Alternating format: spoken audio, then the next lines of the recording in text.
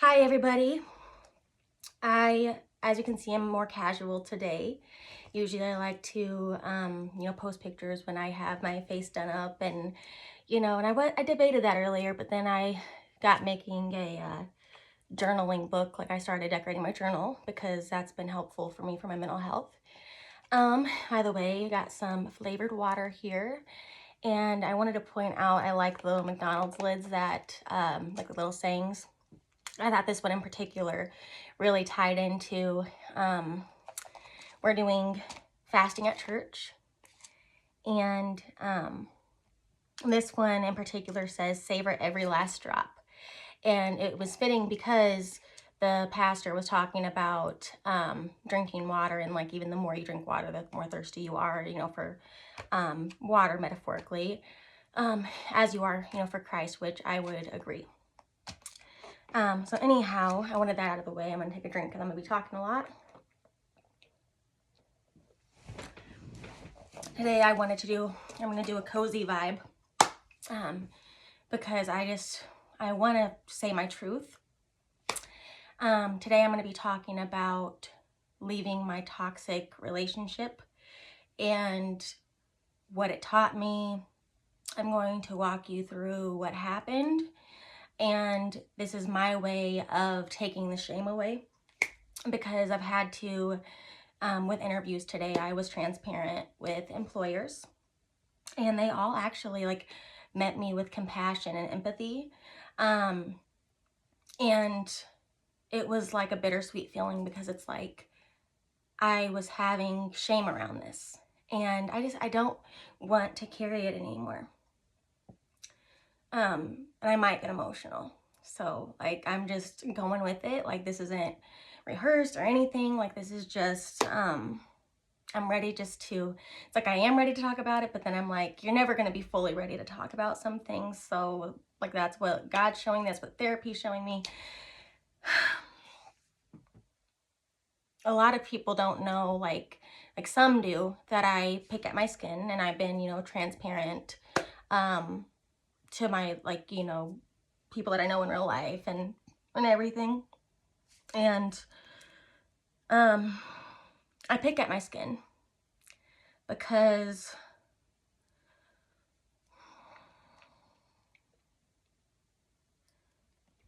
I feel like from the time I was growing up until now, people picked me apart, and then I learned to do that, and then it took on physicality. So I just can't and won't carry the shame anymore. Like I'm taking my power back, and it's like it's freeing right now and like cathartic, but it's like I feel the most my throat always starts hurting when I talk about uncomfortable things.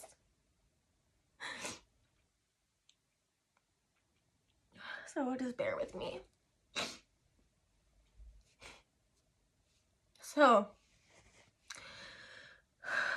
I'm not gonna go through my whole childhood and everything right now, but in short, just to give you kind of a background, my mom is deceased and she passed very dramatically in 2015 when I was 17. And I lived in denial about that for a long time. And now, so I was 17, and when I'm 27 now, it's just now when I'm beginning to fully understand that she's gone. And this isn't a video to talk about my mom being gone and what was me. But it does still, it still hurts, and it's gonna hurt forever. And I also, and I won't get into the reasons, but right now, because that's just a lot, but my father and I are not in contact, and it's the hardest thing I've had to do, but it's the most necessary thing. There's a lot my dad's taught me, and a lot that I'm always grateful to him for, but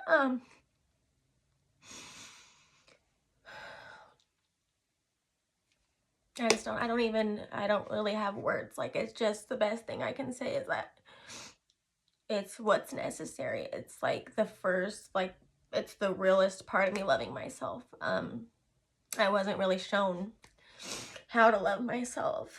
So I'm having to I'm having to reparent myself. And, you know, if my dad, like, was to see this, like, he'd be like, well, I guess, like, you know, she just raised herself, you know, just like her brother says and whatever.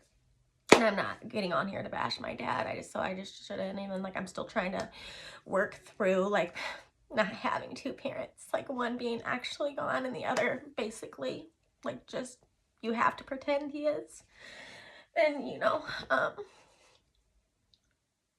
and, like, more than likely, he doesn't care, like, that he's hurt me.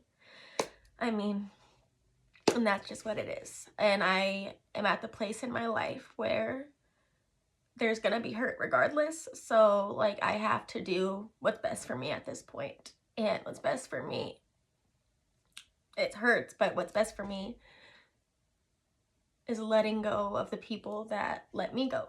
And that would be my dad, you know, my ex, my first love, the parts of me, you know, that I was mean to. Like, I don't want to be mean to myself anymore.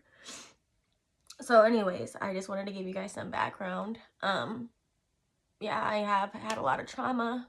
I've been, I don't even like saying it. I've been raped.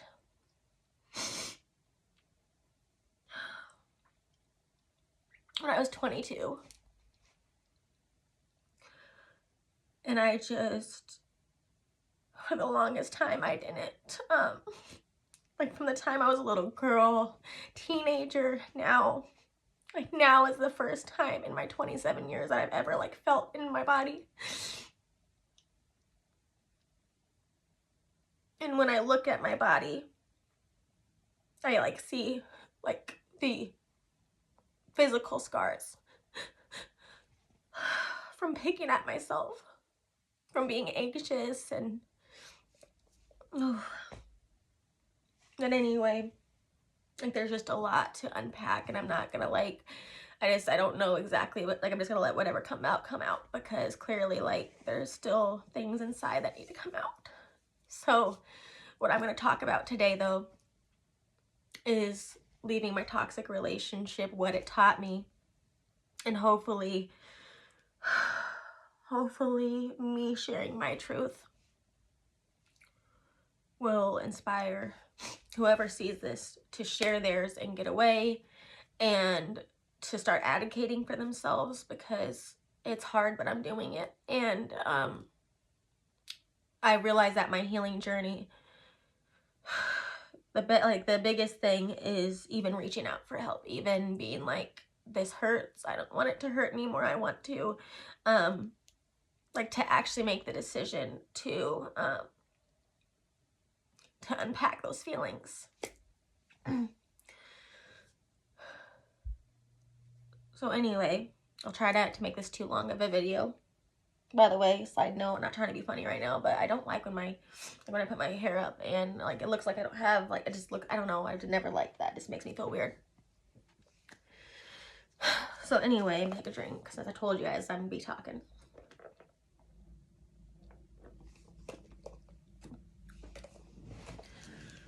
So in 2021, I met my then ex, like, my ex-boyfriend, and we met in 2021 on Tinder. And like, when I had met him, I was going through a time in my life which was, like, where I suffered from this disorder called depersonalization derealization, which is a psychological, like, phenomenon and, like, disorder where like, it's brought on by a traumatic situation, like, it's brought on from trauma, and it's your brain's way of actually trying to protect you. It's a symptom of anxiety, actually, essentially, in that wheelhouse. So what had happened, a few months before I got with my now ex, I had taken CBD gummies, and I didn't know this until now, but I was self-medicating with those.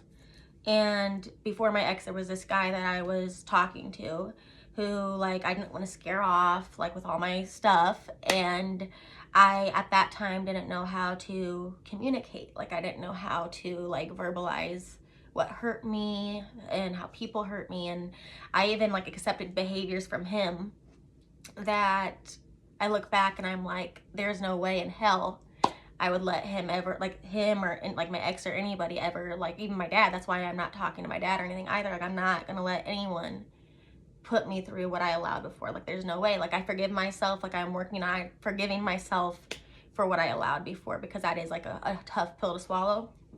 But I'm doing it. I'm trying.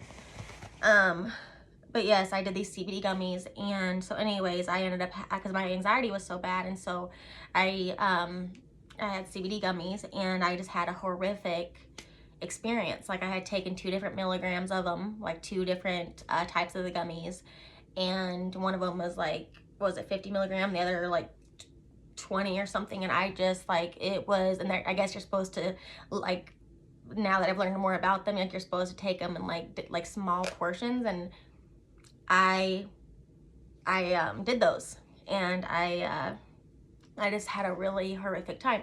So anyways, like, I ended up, like, I thought I was going crazy. Like, I prayed to God every day that, you know, like, that I feel real again. And thank God, like, literally thank you, God, because I felt like nothing was real. I felt like I was going crazy. And I couldn't, like, I didn't know how to communicate it to people. And, like, I would just research, and then it's like a common thing. Like, it's actually, it's literally, it happens, I guess, with trips or whatever. It happens with, THC and stuff. And I didn't really use it at the time. Like, those gummies. So anyways, things obviously, like, they didn't work out with that guy. Like, I was trying to not run him off, but he is, like, he ended up being, like, just really cruel and cold, and just not a person that even deserved me, and quite frankly. But anyhow, I ended up, like, I literally put myself, I was gonna stay the night in the hospital because I wasn't sure, like looking back, I wasn't sure if, like, I was hanging on for dear life. I thought, like, I was just gonna, like, end up in an asylum or, like, dead. To be honest, like, I was terrified because, again, my mom had passed tragically, and then, like, the way those gummies made me feel, like, I thought, like, I may not wake up the next day. And I, like, went to my sister's room freaking out. Like, it was bad. And then, like, it really just, like, because I've always suffered from intrusive thoughts, and at this point in time, I wasn't on medication, because it was always stigmatized, especially more so after my mom died, which I can, you know, talk about at a later time, because I don't want to divulge all that right now, because that's a lot in itself too. But anyhow, just long story short is that those gummies made me feel, like, so out of control, and just not real. And now, like, looking back, there was just so much trauma, and I was just in flight or fight mode, and I didn't know, I was stuck there because I didn't know how to regulate my emotions. I didn't know how to talk about my emotions, and when I did, like, I was made to feel like the bad guy. I was scrutinized. I was bullied by my by family members, let's be real. Like, and I don't care, like, if they see it, like, and they feel a type of way, but then maybe you should feel that type of way, because it's more than likely then you hurt me if you feel a type of way, and that, you know, that's on you. It's not on me. And this is my way of saying not anymore. No. And I don't care who I lose anymore. I don't. As long as I don't lose myself again, okay? But anyhow, I'm not gonna, like, rant on about my family, but there are family members who, they know they've hurt me, and I'm not, like, I won't wait for an apology. I really don't care at this point. Like, at this point, it's love on my side, and I'm gonna do what's best for me, and I am not gonna owe anyone an explanation, and I'm just gonna do me, because I put my life on hold before. I'm not doing that, even if I love people, because, like, no, I matter too. So anyway, that's, like, a good stopping point for a drink. So anyhow, let's dive into my toxic relationship from hell that I had, okay? So I got with, and I'm not going to say his name, just, like, I'm not going to name any names. But just my ex-boyfriend though, so after the guy that, but you know, the other one, the other one will say, so my recent ex-boyfriend, like broke up in February last year, so we're coming up on the 1 year anniversary of the circus that I was in. Sorry, like I'm still like, it leaves a bad taste. Like it just, So anyhow, what had happened though is, in retrospect, I was in that place where I was already so far from myself. So like he came along and I was like, oh, like, okay, maybe I can have someone around. And like, I was trying to be ready for something that I had no business really even entertaining. And like the weird feelings that I got in the beginning. So like his like profile still said like he was engaged.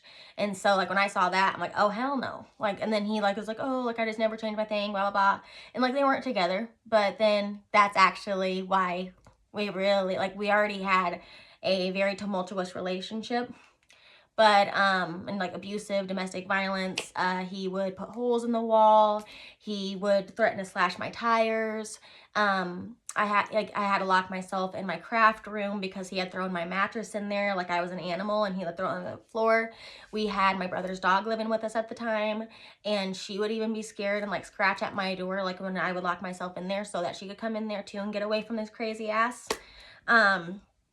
And he just, then he would like go and, when I would, obviously, like I would get to my breaking point, he would go to his parents and act the victim. And then he would tell me that I can explain to his parents, why he offed himself and, like how disgusting I treat him and all this. And then meanwhile, he pins me down and everything. So just quite the, like double standard. And then like there was times like I would let him, like we would drive places and he would drive and then he would like slam on my brakes. He would shut the door real hard, and like, and then one time like he claimed that when I made him get out of my car that he got jumped or something, and he tried to make me feel bad. So like one of those like just very narcissistic individuals, very not self-aware. Usually I would try to like point out the good, but there wasn't really much good to point out about him. Like in retrospect, I was genuinely like, I was in hell.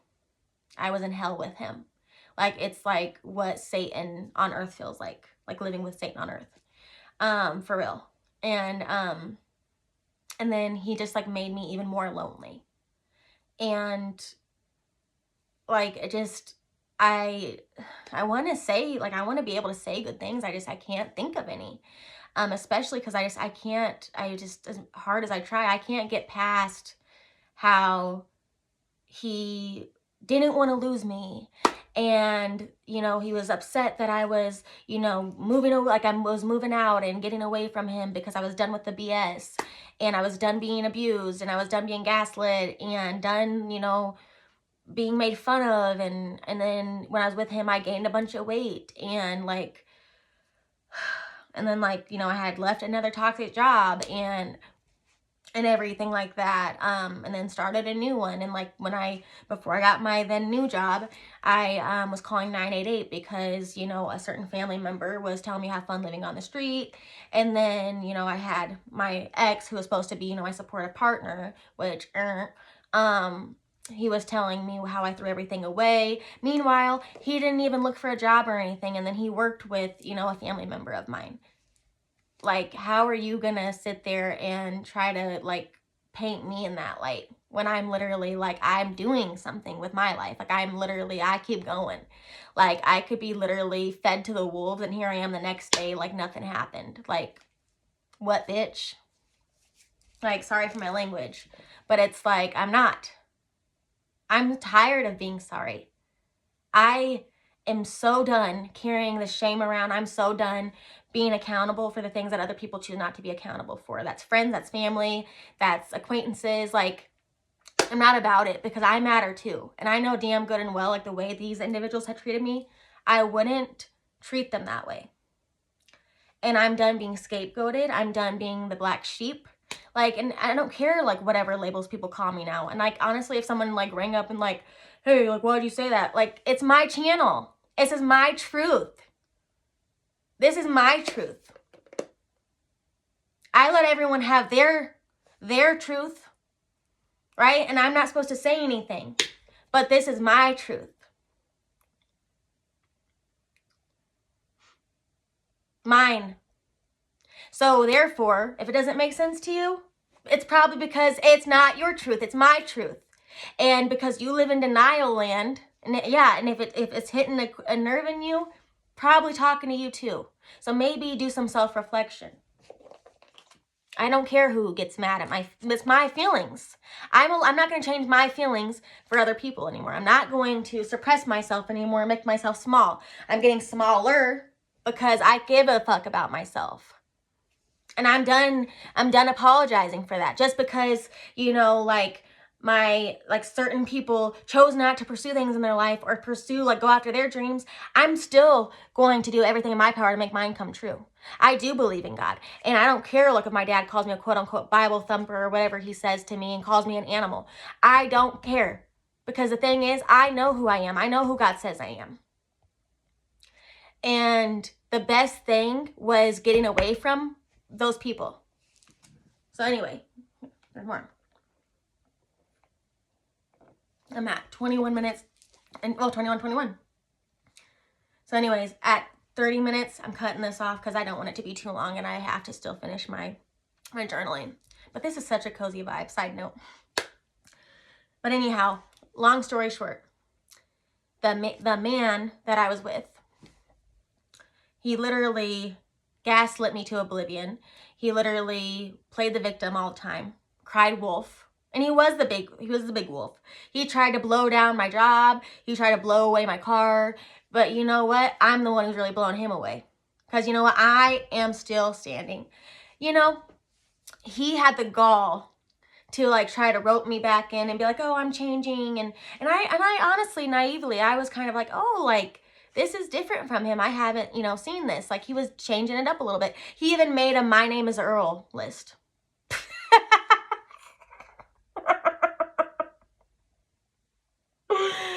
Oh, he even made up, if My Name is Earl, where he makes that karma list. Well, let me tell you, dude. There ain't enough paper to list all the bad things you did to me. There's not.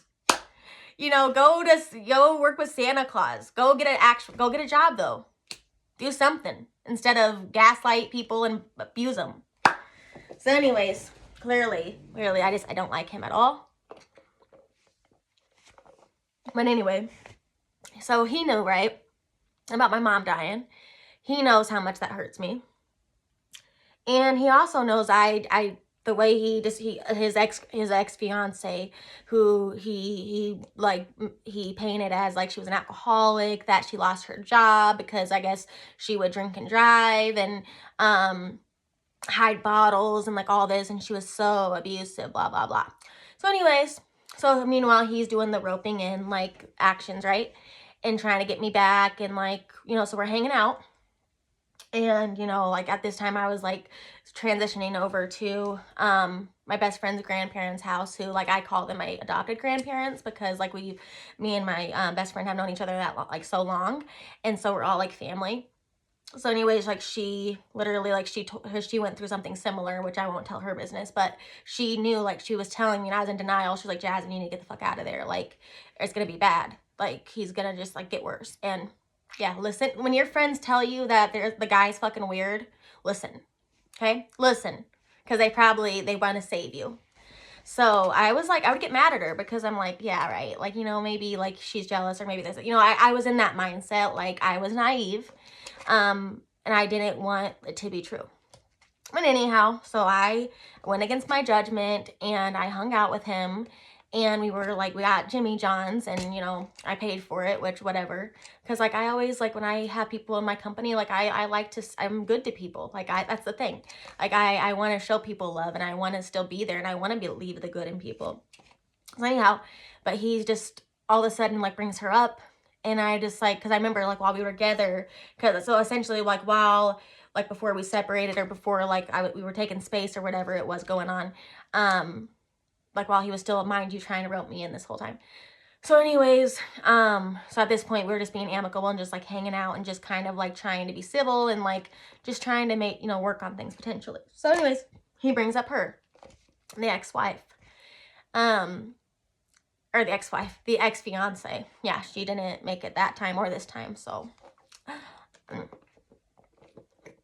you'll see why it's important in a second. I mean, it's really not. It's like, eh. But anyways, so he was screwed his ex-fiance. And she reached out to me and, like, was spying on me. And, like, because, you know, she was easy. And he had crawled like the cockroach he is between her thighs. And then was still, you know, here I'm a rhymer, right? He crawled between her thighs and he was feeding me lies. You know, and, you know, I found out I don't date cockroaches, so squash. But anyhow, one night, against my better judgment, I went over, so after I learned that, I was livid, and I was, like, just like, obviously distraught. But it wasn't even the fact that he screwed her. It was the fact that he even, like, not only that, but he told her about my mom.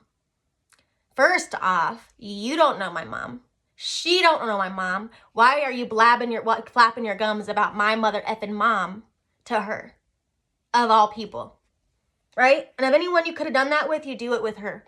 Because why? You wanted to hurt me. And then you wanted to have the best of both worlds, and you thought I was dumb. Well, you're wrong. I can play dumbass very well. But the thing is, I'm the opposite of a dumbass. So I know how to play the part. But I'm not playing no more. So anyhow, naturally, I was angry one night and I couldn't sleep. This was, and I'm still with my grandparents, and they were sleeping, and they thought I was past it. I thought I was past it, but clearly this night I wasn't. So I drove over to the house that we were living in, my old brother's house. Like we were living, we took the house over, and so anyways, I was angry, and he was like, I just did it one time, and blah, blah, blah, blah, blah, blah, blah, blah, and he was being abusive, like the behaviors, he was like calling me names, and so I'm not justifying this, but I did strike him in the face. I did slap him. And mind you, he had a buzz cut at the time, so he looked like the real convict, but mind you, let me just refresh how he threatened to slash my tires all the time before, like, I went to work and everything. He would yell at me if I didn't take him place, I'll slash your effing tires. He would slam on my brakes. He would, again, punch holes in the wall. He would pin me down. You know, and when he would be drunk, he would say I was fat, like fatty, like it was funny. And all these things, and, like, again, how, like, he threw my mattress on the floor, in my craft room, and how even my dog was, like, our dog was even scared. So anyways, yes, I did slap him in the face. And I was honest with the police, so, because he had pressed charges on me. And he was angry because I took the phone back that I was paying on, that he was talking to his fellow cockroach too. And, you know, that thing he was with. And, so yeah, naturally, like, he was pissed off or whatever, and because he's a bum. And, he realized, like, I was doing everything. So anyways, like, so get that. I was doing everything, and I was the honest one, and he was the one being the cockroach, and he was the one that was being the pig. Oink. Can you say oink? But anyhow, yep, so he had me arrested because, so I was honest with the police because I'm not a liar. So I just said, yes, I did slap him, and yes, it was wrong.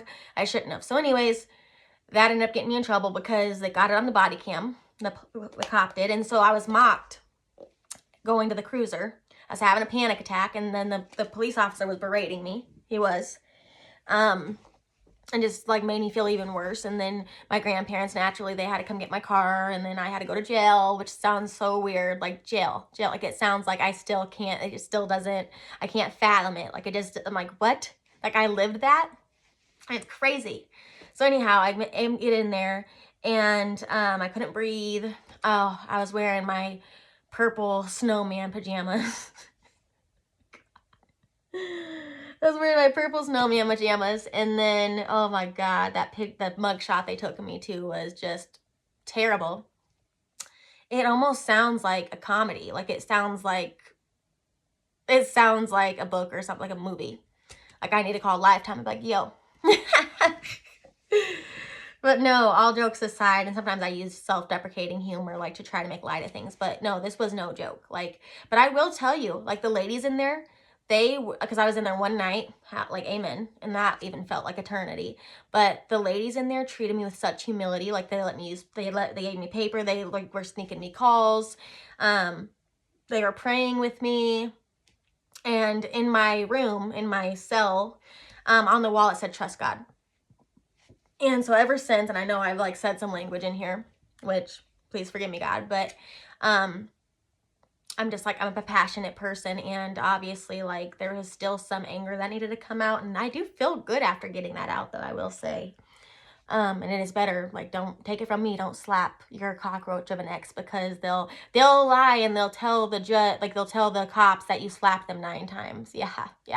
Me and my grandparents had a good laugh about that one. And you should have seen the judges' faces too, like when I got in front of them, and they literally looked at me like, and they smiled, and they literally looked at me like, did she like, what's her crime? Did she like let a butterfly loose? That's basically how they looked at me. And they said I was free to go. And I thought I was going to lose my job and everything. Fortunately for me, my boss at the time, who, like, I'm not with that job anymore, but I will say, like, my boss there, he, like, it was one of my favorite bosses ever, and I do miss him. It's just, like, it's always been the Tweedledums I had to work with. The bad apples that I just couldn't be around. Like, I don't jive with that bull BS. But anyways, that's another story later. I can only squash one cockroach at a time, okay? All right? I'm one person. One cockroach at a time. So anyway, I thought I was going to lose my job and car and all this. And I didn't have my meds. I didn't have my mental health meds in there either. And so they put me on behavior watch because I couldn't stop crying. And like, it was just bad. And then I had like mixed matched shower shoes, this really just godforsaken orange get up. No, it's like get down and hide because it's ugly.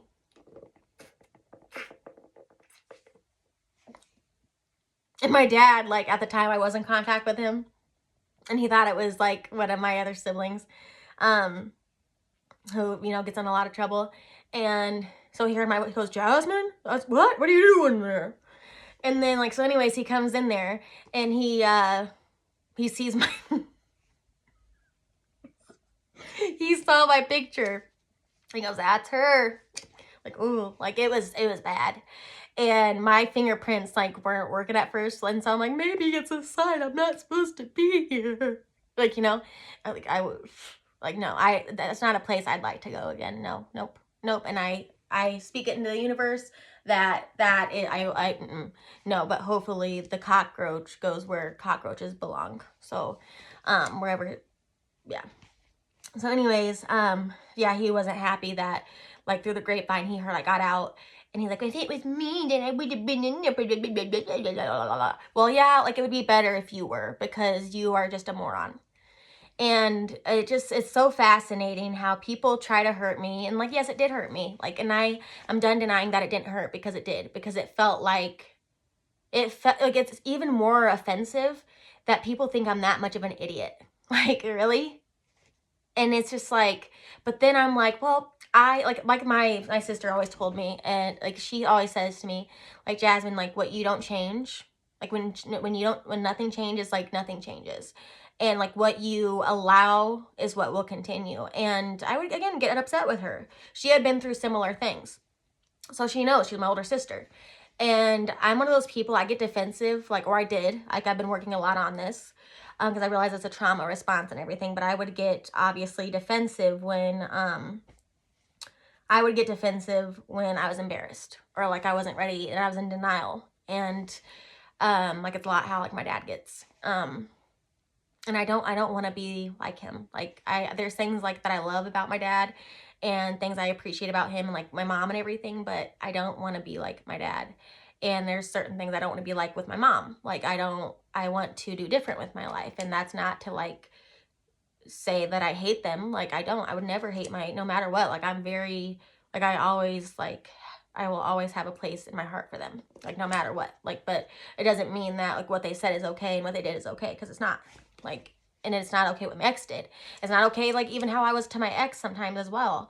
And, like, yes, I did end up, like, I was talking to someone, like, I was I didn't end up, like, pursuing anything with the person. And that person that I was, like, talking to, like, that he was getting mad about, like, it didn't end up going anywhere either. And, like, ooh, I dodged a bullet with that one too. And, like, I mean, and I think he just rode off into the sunset with his fellow cockroach too. So I'm sorry, like, but I'm not, like, and I look back now that I am, like, for more of a healed place. And, like, when I did get out of jail, when I got out of the big house, if you will, like, I felt like Medea. And, like, someone should have made a video of me like Medea or something, or like the what is it, the Snoop Dogg video, like, with the glasses. Yeah. Because I felt like I was in the big house. I was like I was, like, joking with the ladies in there. I was like, can you guys braid my hair too so I get the full effect? They go, don't you come back to this place. They also did tell me, they're like, he put you in here. Look around and don't let him do it again. And I was fortunate because I never had a record. And so, like, I did get out. And I used that. I'm a smart person. I used that. And I literally, like, busted my ass when I got back to my job. And I lost 50 pounds. Like, if you were, I hope to God that picture is gone. Because, like, when my siblings and stuff look it up, they can't find it. And I think my best friend looked it up too. And, like, I'm hoping that no one ever sees that and it ever makes the light of day again, because my dad saw it and maybe he's traumatized forever from it. But no, but I was like, I literally lost 50 pounds. So I've been away from, that guy for going on a year next month. Let me just, and thank you, Lord. Thank you. And just, like, because I turned my life around. Still have my car. I'm not with that job anymore. And that's, like, a different thing. But, again, my boss, I have nothing but, like, gratitude for him. And it's unfortunate that it came to that, because I really cared about my patients and everything. But I lost patience. Like, I lost my metaphorical patience and marbles there. Like, I was on the verge of, like, suicidal ideation again. Like, I was literally having bad thoughts again. And I was picking myself apart. And as you can see, like, my face is red and stuff, but because I have a skin picking disorder when I get stressed and I'm under a lot of turmoil. And, like, my body does have scars and everything. And so my doctor encouraged me to try, like, this, and one of my good friends too encouraged me to get, like, this vitamin E oil. So I did try it, and I also like the way it smells, like, side note, and I like how it makes my skin feel. And so I did go ahead and, like, just get myself more cozy for this video and everything, and get myself some water to, ooh, holy crap, I didn't realize how much I drank. See, but they do say when you drink water, this is water, it's just flavored. Because I don't dislike bland water. I don't know, I'm one of those weirdos that's like, oh, water, blah, blah. But I'm trying to be good. But no, I lost 50 pounds, because, like, I lost 50 pounds, and I ended up getting awards at my job, after my arrest, and, ended up getting patient notes and, like, provider notes. And I just decided, oh, sorry, my hair is bugging me. But I decided that I'm not going, that I'm worth something too, and I'm not going to throw my life away, like, even a day for someone anymore. Like, I'm not doing that. Not even an hour, not a second. Just like Sarah Evans says, I'm not giving you an hour or a second or another minute longer. I'm busy getting stronger. If you know. Like, you know that song? I'm done hoping we can work it out. I'm done with how it feels, spinning my wheels, letting you drag my heart around. And I'm done hoping you could ever change. I know my heart will never be the same, but I'm telling myself I'll be okay, even on my weakest days. Thank you. But no, go look up that song though by Sarah Evans. It's called A Little Bit Stronger. And it's true though. I'm not giving anyone, like all jokes aside, I'm not giving anyone an hour or a second or another minute longer. The first time I see them for who they are, that's it. I'm not getting out any more paint colors to paint them other than what they are. And that's also not fair to do that to them either way, or to myself. So I'm just not going to do it. I've done a lot of work. Let me tell you what else. When I take that time and energy to do the work I've done, which has been not a cakewalk by any means. Nope, but I'm not complaining because I'm grateful actually. Like, if you're watching this, like, you know who? I mean, there's a lot of you know who's that, like, they know they fumbled me. But I'm talking about Tweedledee, the one that tried to put me, that one that put me in jail and tried, like, the big bad wolf. We'll call him the big bad wolf, okay? The one that tried to blow everything good in my life out of it. But the only thing he blew is any chance he had with me. Mic drop, bitch. Ah! Wait a second. Mic drop. La da da da da. D-O-double-G Snoop Dogg. No, but that's the only thing he blew is his chances with me. Yeah. And something like broke in his brain because you had me, but no. Actually, but what you did though, if you're watching this, what you did, guy, big bad wolf, is you not only blew your chances with me, but when you put me in jail, like, you did the best thing you could have ever done, because you actually introduced me to a man that loves me wholeheartedly and got me to love me, and that's Jesus. And I am in my faith now, very big into my faith, and I'm learning to release, and that's why I made this video. I just felt that, like, the more I had to talk about it today, like with interviews, because I don't lie. Like, when they ask about like arrest records or anything, I don't know if it shows up or anything, so I still am honest. And so I just felt God being like, especially with the fasting and everything, and man, isn't that true from what the pastor said too about like the water, like I just can't get enough. But you know, I am a fast talker too, so I talk a lot. So anyway, because I'm already over my limit, but I just, the best place that the guy put me was in jail. So he thought he was doing the worst thing to me. And I love a good ironic, I love a good plot twist. And I love even more that the plot has thickened, and I have done the ironic, you know, climatical plot twist, if you will. So he thought that he was ruining everything. He thought he was ruining me. But he was actually playing right into God's hands, because and Jesus' hands, because when you go against me, like, I'm God's child. And when you go against God, like when you go against not only God's child, like to get to God's children, you got to go through him. And yeah, he didn't win that battle, but it made me the woman that I always deserve to be. I'm who God says I am. I'm not who my ex says I am or was. I don't care what he thinks. I don't even care. At this point, I act like he is a fictitious character, because I don't even like to associate like him in my life at all. Like he was, but you know, I have to appreciate him for what he did, which was putting me in jail. And you know, like, you know, happily ever afters, right? Well, him and his fellow cockroach, they didn't end up making it. They didn't end up being together. And I think he ended up like going crazy or something. And then I don't know what happened to her. Oh, I think she met someone or something. But you know, it's just, how about that for irony, right?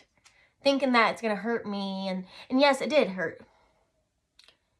But it made me realize I deserve someone who does love me. I deserve to do this work for myself. I am not living my life for other people anymore. And jail was the best thing that happened to me. You see, you have to have pain to appreciate joy. You have to have joy to appreciate not having joy. You have to have one. You have to have both. You can't just have one or the other. You have to have both. That's the balance. Where everything just kind of goes. And above all, my biggest success, reason for success, and my biggest instrument is my faith in God the Holy Spirit, God, Jesus, and the Holy Spirit, the Holy Trinity, which I'm learning about. And we're fasting right now, so like what can we get rid of? And so like I kind of went back and forth with this. There's one I won't like talk about on here that I'm getting rid of, like that I'm not doing, so like I'm not pursuing at this time. But I will say, like, I also, like, being away from my ex, I am sober, like, so I don't, I used to do the, you know, like the pins, you know, like the, I don't know if I can say it on here, but like the, you know, the feel good pins, if you will. And then I did drink, and then I would just always be like, oh, I'm not in denial, you know, I'm not like whatever. But literally looking back, like I relied on that. And then it wasn't until one of my pastors at church really got real with it and was like, he was not like speaking to me, but it felt like he was. And he was talking to all of us, and he was just like, how his own journey. And I decided to get sober. And I'm even proud of myself because this last New Year's Eve, I didn't even want alcohol. Like I literally said no. And I had the Welch's sparkling grape juice. And I don't even remember like the last time that I had the pen at all. Or, you know.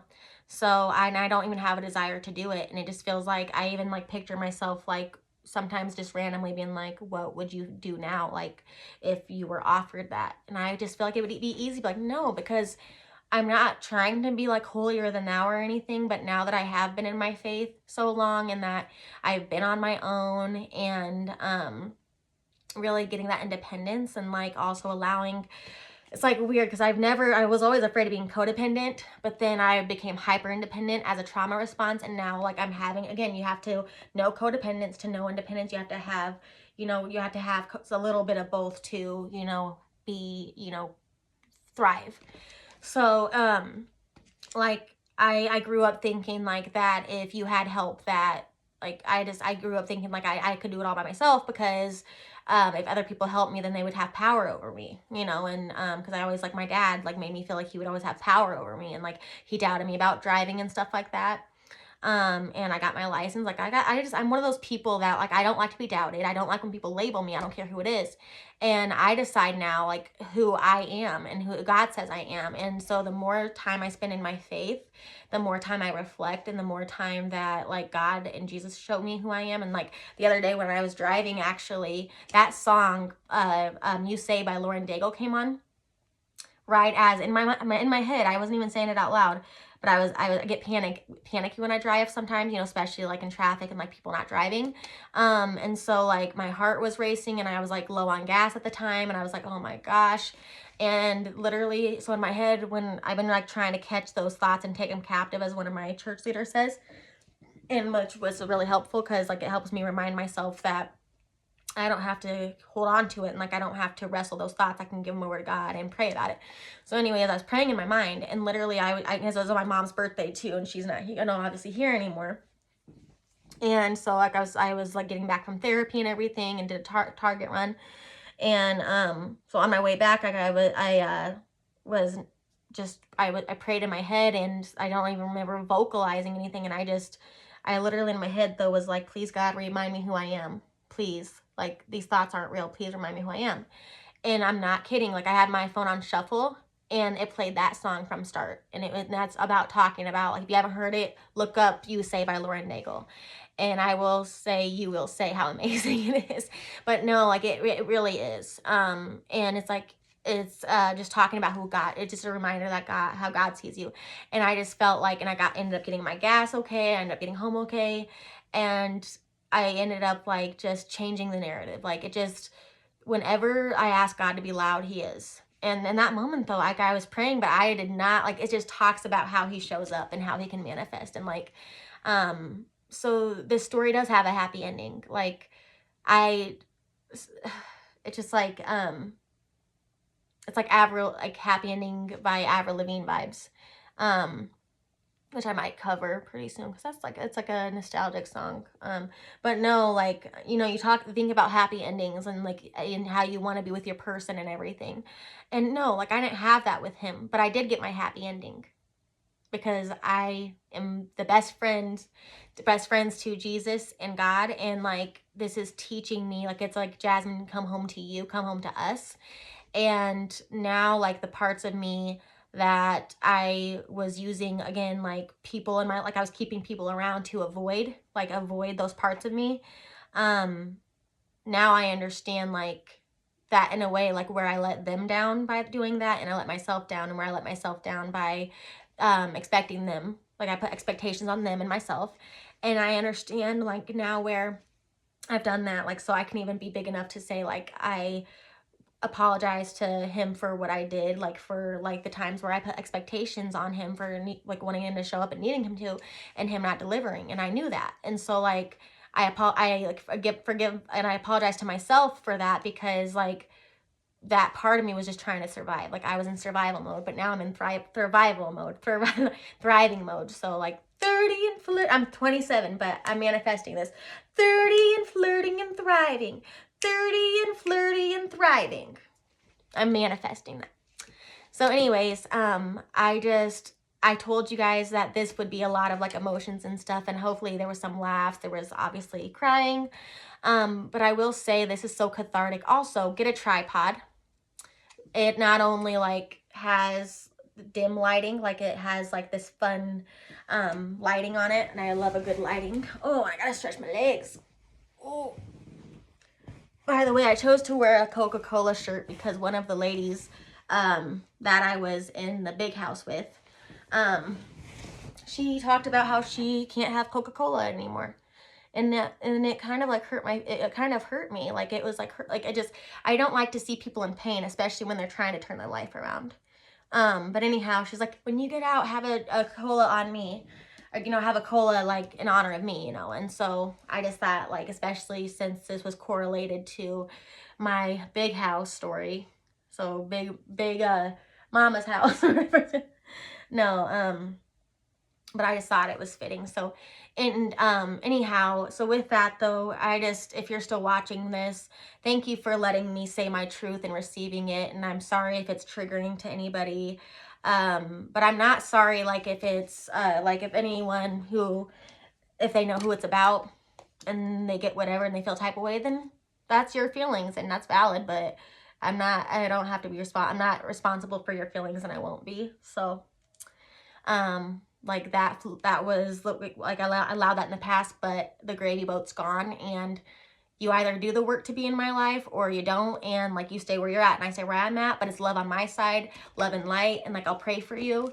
But I've got things I'm going to do in my life, and you're not going to stop me. No one is, like not even me. God tells me all the time, no one can stop your plans, not even like not other people, and not you, not even you, Jasmine, can stop the plans we have for you. And also, one night I was reading the Bible, and it said, Jesus said in there, stand firm and you will win life. Stand firm and you will win life. So I'm going to leave on that note. I'm going to conclude that on that note now. And so thanks for, now I said at 30 minutes, but now here I went over, but that's okay. I'm learning like that things are not always going to go according to plan, but they always go according to God's plan. So with that, God's plans, God's hands. Say it with me, guys. God's hands, God's plans. So anything that's bigger than you, and take it from me, like there's no way I could have done the work that I've done without God and Jesus. And I'm not trying to be holier than thou, but like I won't shut up about how they changed my life. Like seeing Trust God in jail was the best thing I ever chose to do.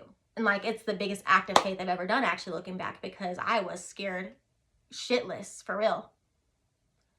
But I am here to tell you guys that just because you suffer trauma, just because you've had toxic relationships, you can change the script at any time.